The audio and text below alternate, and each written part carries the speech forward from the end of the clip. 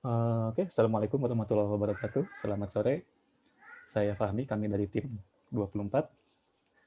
Eh, Orang mengira karena kami adalah seorang arsitek, maka kami bisa mempromosikan bangunan dengan konsep hijau dimulai dari rumah kami sendiri. Tapi kenyataannya tidak seperti itu. Karena kami selayaknya orang lain dengan kondisi finansial pada usia kami, terpaksa harus memilih rumah yang ada di pasaran melalui bantuan KPR. Dan kami sadar, rumah yang kami pilih itu bukanlah rumah yang dibangun secara ramah lingkungan. Dan kami sudah berusaha untuk membuatnya menjadi ramah lingkungan. Tapi itu butuh waktu dan biaya yang tidak sedikit.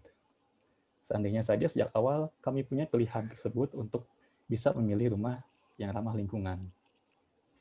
Maka ide kami beri nama CO2 Housing. Ide ini bertujuan untuk memberi subsidi bagi rumah rendah karbon melalui insentif yang diberikan melalui carbon trading. Dan diharapkan dengan policy ini, rumah rendah karbon dapat lebih murah dan lebih terjangkau bagi masyarakat. Kita tahu Indonesia masih kekurangan sekitar 6 juta rumah, dan akan terus bertambah proyeksinya seiring dengan pertambahan jumlah penduduk. Dan kita pun tahu, rumah merupakan salah satu penyumbang emisi CO2, baik dari sisi konstruksi maupun dari operasionalnya. Secara nasional, 6 juta rumah ini diproyeksikan dapat menghasilkan 156 juta ton CO2 dari konstruksi dan 102 juta ton CO2 dari operasionalnya saja. Untuk menempatkannya ke dalam perspektif, hanya untuk menyerap emisi dari produksi, dari operasionalnya, kita membutuhkan tambahan sekitar 10 juta hektar hutan atau hampir seluas Pulau Jawa, yang mana itu merupakan hal yang hampir mustahil.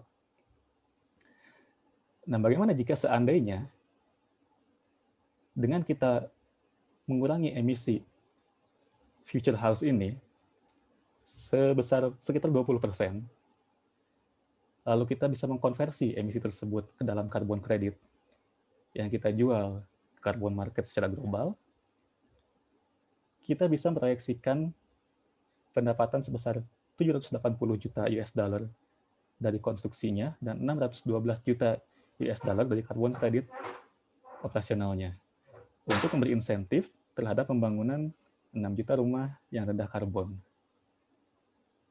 Dengan demikian, selagi kita menurunkan emisi per rumahnya, kita juga meningkatkan ketersediaan rumah yang ramah lingkungan dan meningkatkan affordability untuk rumah bagi masyarakat Indonesia. Dan skema carbon trading ini bukan merupakan hal yang baru di dunia. Salah satu contohnya adalah pada kasus di California, di mana pemerintah negara bagian California berhasil memberikan subsidi sebesar 29 juta US dollar terhadap dua perumahan affordable melalui skema carbon trading yang terbukti dapat mengurangi emisi sebesar 10% selama 5 tahun atau senilai dengan 70 ton CO2 yang direduce. Dan ini terbukti bahwa kita bisa memfasilitasi atau membiayai proyek dengan tujuan sosial dan environmental sambil kita mengurangi emisi. Dan ini adalah skema yang kami tawarkan. Kita menentukan sasaran policy kita kepada new development, jadi bangunan yang akan dibangun dalam sektor housing. Bisa apartemen, bisa kompleks perumahan, atau perumahan rakyat. Dalam hal ini yang dimiliki atau diselenggarakan oleh pemerintah daerah. Lalu pembangunan baru itu akan melalui sebuah proses assessment dan verifikasi. Nah, disinilah kita membutuhkan assessment tools untuk menentukan seberapa besar emisi yang mereka kurangi. Dan setelah itu mereka akan ditentukan apakah mereka sudah mengurangi emisi yang targetkan atau belum, dan kalau sudah, mereka akan mendapatkan sertifikasi. Sertifikasi ini perlu diakui secara internasional, supaya kita bisa melempar kepada carbon market untuk diakui sebagai carbon credit, yang diharapkan nanti akan menjadi insentif terhadap low carbon housing itu. Nah, pada saat ini, home builders atau developers belum tertarik untuk membangun dengan konsep hijau, karena dirasa kurang memiliki nilai jual di mata masyarakat. Sementara dari pihak pemerintah masih belum memiliki prosedur yang jelas mengenai assessment tools atau mengenai penghitungan karbon kredit. Adapun contohnya hanya untuk sektor kehutanan. Sementara building dan konstruksi saat ini belum ada. Karena itulah kita tidak bisa mengoptimalkan potensi dari carbon market ini untuk memberikan insentif yang di luar kantong pemerintah terhadap ketersediaan perumahan, terutama perumahan yang ramah lingkungan. Dan kami sadar untuk mencapai itu merupakan proses yang sangat panjang dan rumit. Karena itu, one step at a time.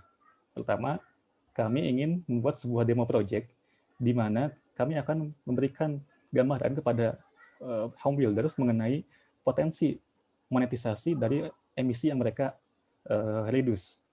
Dan setelah kita berhasil dengan demo project itu, kita akan gunakan hal tersebut untuk mempromosikan ke setiap stakeholders, ke home builders lain, developers lain, dan juga ke pemerintah, supaya nanti dapat dijadikan sebuah policy. Yang kami butuhkan saat ini adalah, untuk membuat demo project, kita butuh sebuah green building, sebuah bangunan yang memang sudah dirancang dengan konsep green buildings. Kenapa? Karena kita ingin hitung berapa emisi yang dia reduksi. Lalu untuk menghitung tersebut, kita juga perlu bantuan pihak yang sudah terjun ke dalam bidang assessment green building. Mungkin seperti GBCI untuk menghitung dengan tepatnya berapa karbon kredit yang bisa dihasilkan.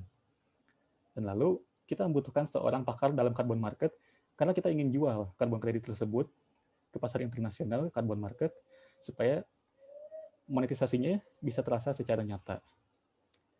Dan jika itu berhasil, kami pun membutuhkan bantuan dari pemerintah, utamanya dari LHK dan PUPR, untuk bisa mengawal ide kami ini sehingga nanti bisa menjadi sebuah policy. Seandainya dalam setiap tahun 1 juta rumah ditambahkan ke dalam pasar, kemudian setiap tahunnya kami tingkatkan 10% dari stok baru tersebut sebagai rumah yang low carbon housing, maka dalam 5 tahun, pada tahun kelima kita akan mencanangkan 50% dari rumah baru tersebut sebagai rumah yang rendah karbon. Hasilnya dalam 5 tahun kita akan punya stok 1,5 juta rumah rendah karbon di pasaran, yang sama dengan menghemat atau mereduksi 22,8 juta ton CO2.